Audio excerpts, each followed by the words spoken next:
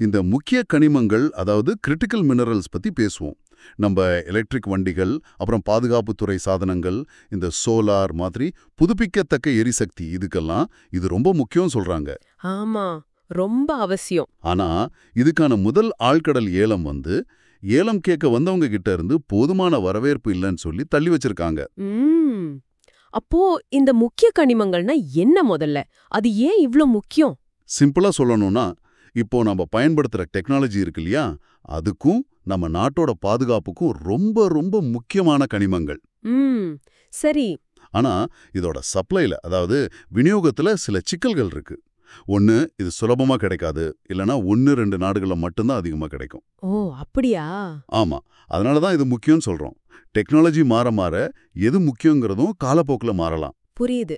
இதோட பயன்பாடு பாத்தீங்கன்னா, நம்ம mobile phone, computer, fibre optic cable, semiconductor, ஏன் நம்ம ரூபாய் நோட்டு அச்சிடுறதுக்கு கூட. ஓ, ரூபாய் நோட்டுக்கா? ஆமா, பாதுகாப்பு, விண்வெளி, மருத்துவ கருவிகள்னு லிஸ்ட் பெருசு. முக்கியமா இந்த கிளீன் எனர்ஜின்னு சொல்றாங்களே. ஆமா, electric car, solar. Correct. Electric car battery, solar panel, காத்தால இதுக்கெல்லாம் இது ரொம்ப தேவை. சில சாதாரண ஸ்டீலு, எலக்ட்ரானிக்ஸ் பொருட்கள் செய்யவும் இது பயன்படுது.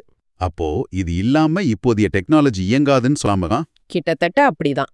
சிலி, இந்தோனேஷியா, காங்கோ, சீனா, ஆஸ்திரேலியா, தென்னாப்பிரிக்கா இவங்க தான் பெரிய உற்பத்தியாளர்கள். ஒவ்வொரு நாடும் அவங்க தேவைக்கேத்த மாதிரி ஒரு பட்டியலை வச்சிருப்பாங்க. இந்தியாவிலயும் அப்படி லிஸ்ட் இருக்கா? இருக்கு. 2023 நம்ம சுரங்க அமைச்சகம் ஒரு 30 கனிம வள முக்கியம்னு அறிவிச்சாங்க. அதுல ஆன்டிமனி, பெரிலியம், கோபால்ட், தாமிரம், gallium, graphite, lithium, nickel, potash, silicon, titanium, டங்ஸ்டன்னு நிறைய இருக்கு. ஓகே. இதுல 24 கனிமங்களை ஏலமிடுற முழு அதிகாரமும் நம்ம மத்திய அரசு கிட்ட இருக்கு. இதுக்காகவே ஒரு சிறப்பு மையம், centre of excellence for critical மினரல்ஸ்னு ஒன்று இருக்கு. அவங்க இந்த லிஸ்ட்டை அப்பப்போ பார்த்து அரசாங்கத்துக்கு ஆலோசனை சொல்லுவாங்க. இதுக்காக தேசிய முக்கிய கனிம இயக்கம்னு, அதாவது நேஷனல் கிரிட்டிக்கல் மினரல் மிஷன் NCMம்னு ஒன்று 2025 ஆரம்பிச்சாங்களே, அதோட நோக்கம் என்ன? இப்போ இந்த ஏலம் தள்ளி போனது இதுல எதுவும் பாதிப்பு ஏற்படுத்துமா? ஆமா, NCMM அது ரொம்ப முக்கியமான ஒரு இயக்கம். அதோட பெரிய நோக்கம் என்னன்னா, இந்த கனிமங்கள் விஷயத்துல நாம ஆத்ம நிர்பர் தான், அதாவது தற்சார்பு அடையணும். தற்சார்பு. ஆமா, இது வெறும் கனிமத்தை வெட்டி எடுக்கிறது மட்டும் இல்ல. அதை தேடுறதுல ஆரம்பிச்சு எடுக்கிறது, அப்புறம் அதை சுத்திகரிக்கிறது, கடைசியா பயன்படுத்தினதுக்கு அப்புறம் மறுசுழற்சி பண்றது வரைக்கும். ஓ, முழு சங்கிலியுமே.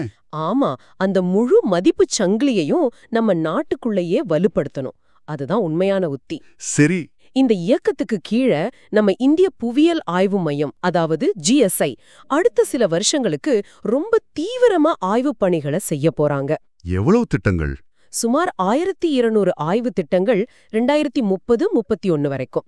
இது மூலமா குறைஞ்சது ஒரு 15 முக்கிய கனிமங்களாவது நம்ம நாட்டிலே உற்பத்தி செய்யணும்னு ஒரு இலக்கு வச்சிருக்காங்க. 15 கனிமங்களா? ஆமா, அது மட்டுமல்ல, வெளிநாடுகள்ல இருக்கிற சுரங்க சொத்துக்களை, அதாவது ஒரு 50 சொத்துக்களையாவது நம்ம இந்திய நிறுவனங்கள் வாங்கணும்னு இலக்கு இருக்கு. ஓ, வெளிநாட்டிலயும் வாங்கணுமா? ஆமா, இதுக்கு அனுமதியெல்லாம் வேகமா கிடைக்க வழி செய்வாங்க. அப்புறம் மறுசுழற்சிக்கு 1500 கோடி ரூபாய் பட்ஜெட்ல ஊக்கத்தொகை தராங்க. மறுசுழற்சியும் முக்கியம் இல்லையா? கண்டிப்பா. உலக அளவுல சப்ளைல பிரச்சனை வந்தா சமாளிக்க சில முக்கிய கனிமங்களை நம்ம கிட்ட இருப்பு வைக்கவும் திட்டம் இருக்கு. ஆராய்ச்சிக்கும் முக்கியத்துவம் இருக்கு. புது டெக்னாலஜி கண்டுபிடிக்கணும், நம்மளே கனிமங்களை பதப்படுத்த கத்துக்கணும்னு இலக்கு வச்சிருக்காங்க. இதையெல்லாம் ஒருங்கிணைக்க ஒரு அதிகாரமிக்க குழுவும் இருக்கும். எவ்வளோ பெரிய இலக்குகள் இருக்கு. அப்போ அந்த ஏலம் தள்ளி போனது, அது இவ்ளோ பெரிய லட்சியங்களை வச்சு பார்க்கும்போது இந்த முதல் ஏலம் தள்ளி போனது ஆரம்பத்துல சில சவால்கள் இருக்குங்கிறத காட்டுது. இது எதிர்பார்க்கக்கூடிய ஒண்ணுதான், போக போக சரியாகும்னு நம்பலாம்.